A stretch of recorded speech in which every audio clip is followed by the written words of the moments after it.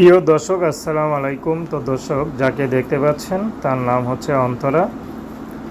অন্তরার বিয়ে শাদী হয়নি। অন্তরার পরিবারে মা আছে, ছোট একটা ভাই আছে, বড় বোন ছিল, বিয়ে হয়ে গেছে। তো অন্তরাকে বড় বোনের যেখানে বিয়ে দিয়েছিল মোটামুটি অবস্থা ভালো, কিন্তু সুখে নাই। তো যে অন্তরা চাচ্ছে যে মার পছন্দ আর বিয়ে করবে না, কারণ অন্তরা বাবা নেই। তো অন্তরা চাচ্ছে পরিবারের পছন্দে না, নিজের পছন্দে বিয়ে করবে। ছেলে গরিব হোক, সমস্যা নেই। যদি তার পরিবার, অন্তরার পরিবার মেনে নাও নেয়, অন্তরা তার কোনো আসবে যাবে না। অন্তরা ছেলেকে নিয়ে যদি সুখে থাকতে পারে, অন্তরা রাজি আছে।